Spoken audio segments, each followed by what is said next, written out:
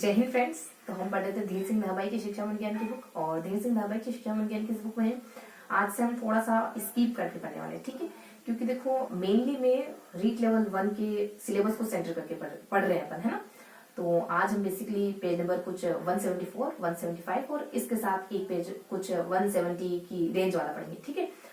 चूंकि अब नया टॉपिक शुरू हो गया हमारा, कुछ शिक्षण की व्यू रचनाएं करके, और एक थोड़ा सा पोर्शन पहले वाला बाकी था क्रिएटिविटी का, तो उसको भी कवर करेंगे, ठीक है।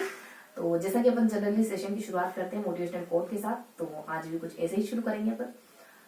तो आज का मोटिवेशनल कोट है हमारा, पंखों से क्या हौसलों से उड़ान होती है, पंखों से क्या हौसलों से उड़ान होती है, मंजिल उन्हीं को मिलती है जिनके सपनों में जान होती है, ठीक है। तो शुरू करते हैं आज के सेशन को।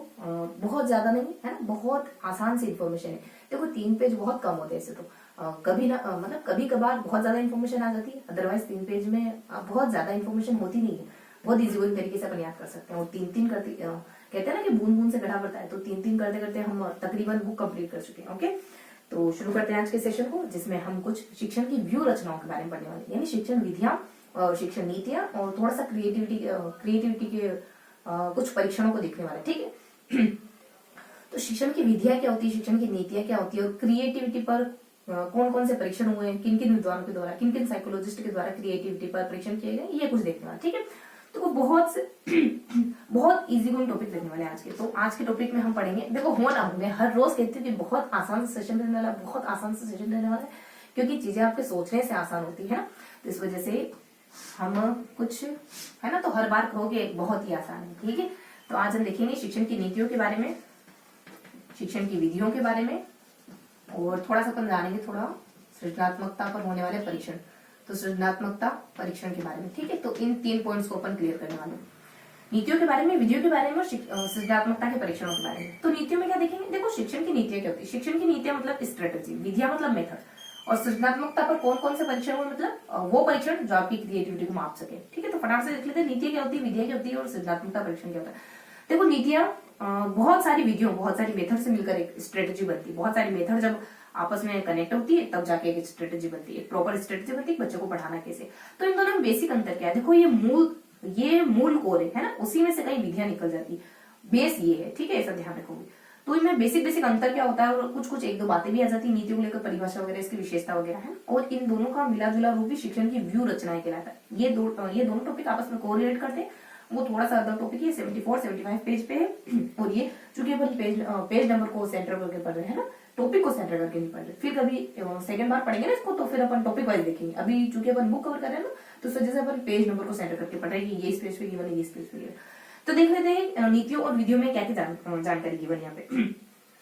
देखो नीतियां जो होती है, इसको कैसे ध्यान रखोगे, थोड़ा सा ध्यान रखोगे, कुछ ट्रिकी तरीके से याद करने की कोशिश करोगे, थोड़ा सा इस तरीके से माइंड में एक फ्रेम बनाओगे, और इसके ऊपर कुछ बिंदु है, इसके नीचे कुछ बिंदु है ना। तो बीच में थोड़ा सा सेंटर में ध्यान रखोगे कि बेसिकली जो नीतियां होती है ना, ये एक मॉडर्न संकल्पना है, और नीतियां बेसिकली, जबकि विधियां एक क्लासिकल संकल्पना है, और इसका संबंध कुछ माइक्रो टीचिंग से होता है, जबकि इसका संबंध मैक्रो टीचिंग से होता है। इस तरीके से ध्यान रखोगे, और 1-2 बिंदु और ध्यान रखोगे कि ये विज्ञान मानी जाती है, और ये कुछ कला मानी जाती है, और इसका संबंध परिस्थितियों से होता है, परिस्थितियों का निर्माण करने से होता है, जबकि इसका संबंध प्रस्तुतिकरण से होता है।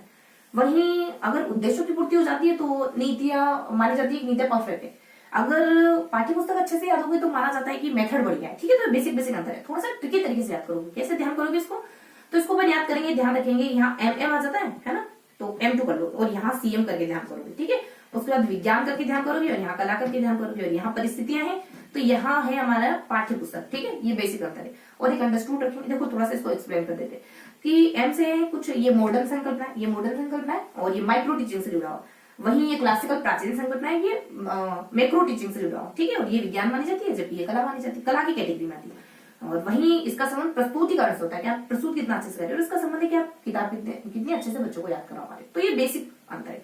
इसके अलावा थोड़ा सा एक अंतर अंडरस्टूड रखेंगे कि अगर उद्देश्यों की पूर्ति हो जाती है, शिक्षण उद्देश्यों की पूर्ति हो जाती है, तो माना जाता है कि स्ट्रेटेजी परफेक्ट है। अगर पाठ्य पुस्तक अच्छे से याद हो गई हमको, तो माना जाता है कि विधियां परफेक्ट है, ठीक है। तो ये कुछ बेसिक अंतर होता है ना, बस इतना ही, ज्यादा देखने की जरूरत है ही नहीं, ये बेसिक अंतर।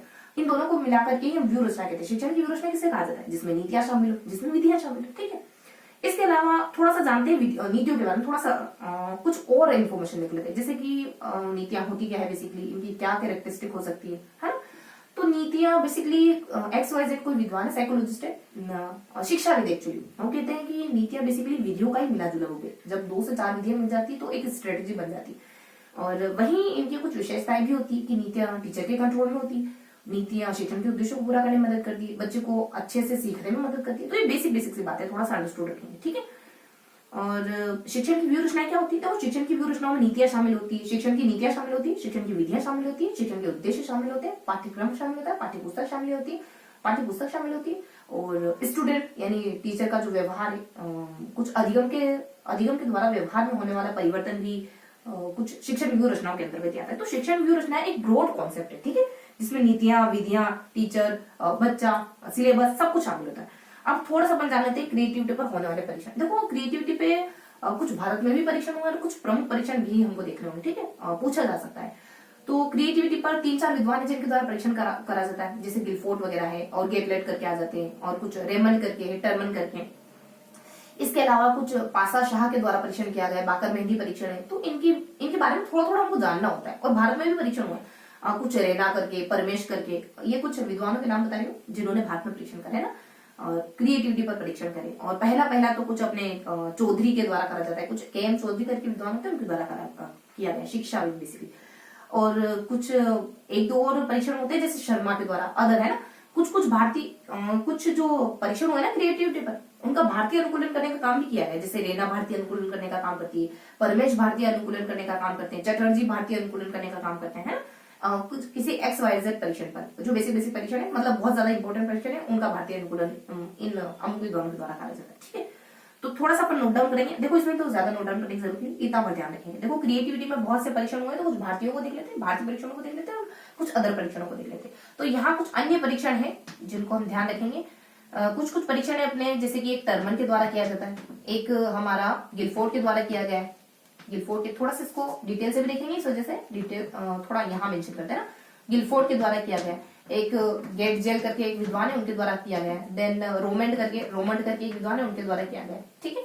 इसके अलावा कुछ और परीक्षण, जैसे पासा और शाह का परीक्षण, उसके बाद बाकर मेहंदी परीक्षण, है ना।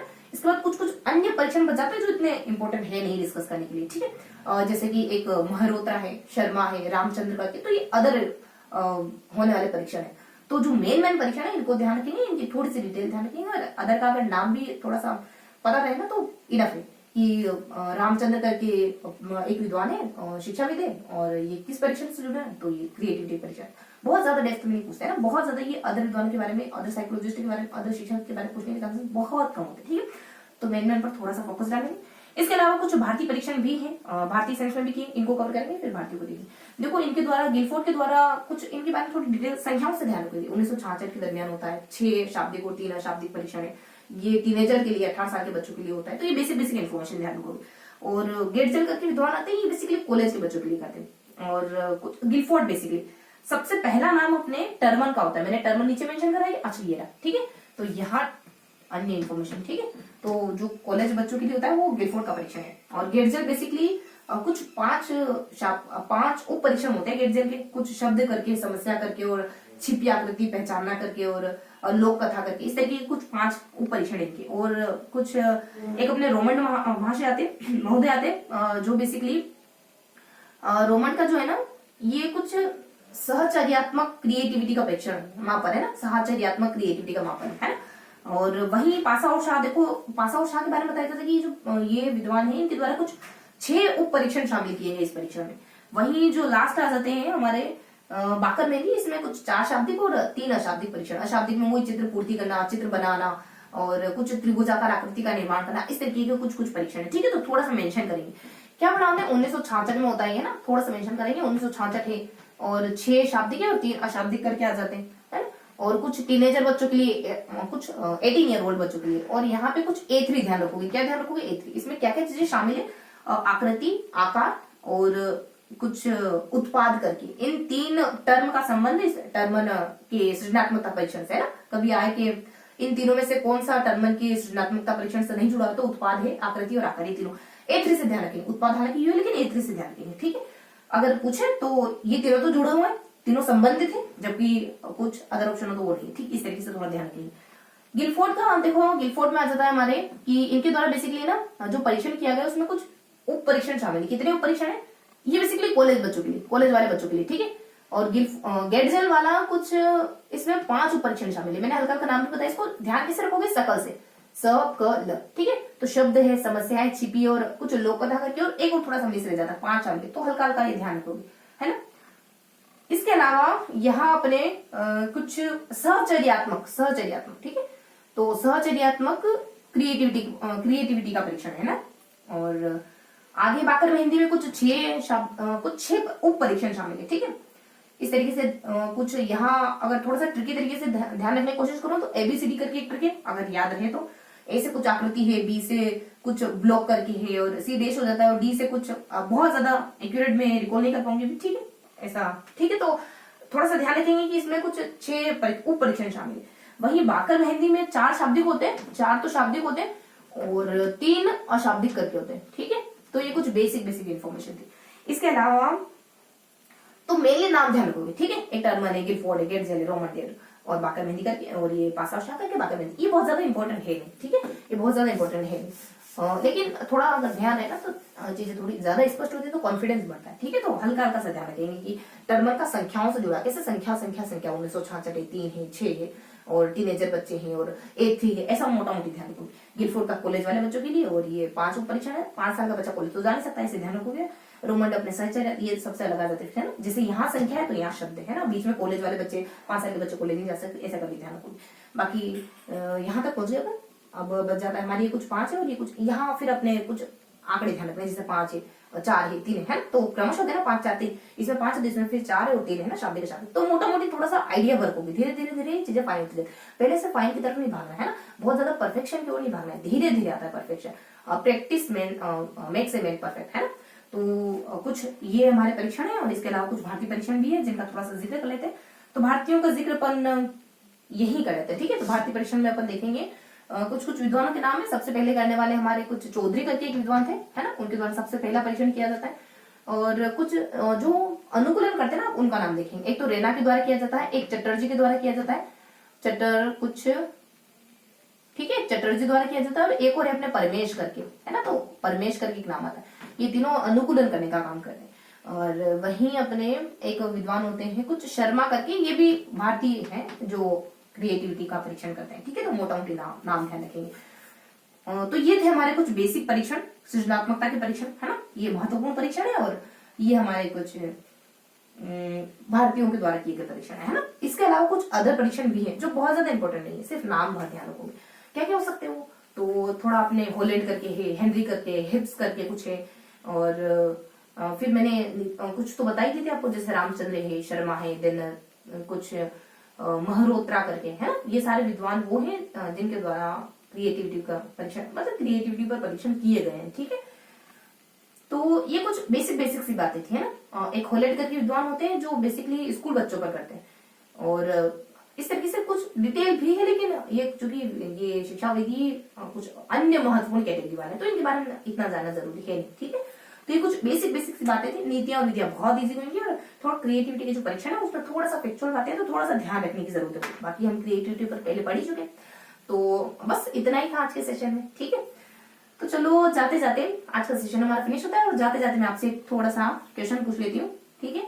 तो आप बताएंगे कि इन परीक्षण में से कौन से परीक्षण में 5 उप परीक्षण शामिल है, ठीक है। तो ये है आज का आपका क्वेश्चन, इन परीक्षण में से कौन सा ऐसा परीक्षण है जिसमें 5 उप परीक्षण शामिल है, ठीक। और मैं जानती हूँ आपको बुक पढ़ने की जरूरत तो फिर भी होगी, ठीक है। तो मैं टेलीग्राम का लिंक प्रोवाइड करवा दूंगी, आप आराम से ज्वाइन करके और बुक को डिटेल से पढ़ सकते हैं, ओके।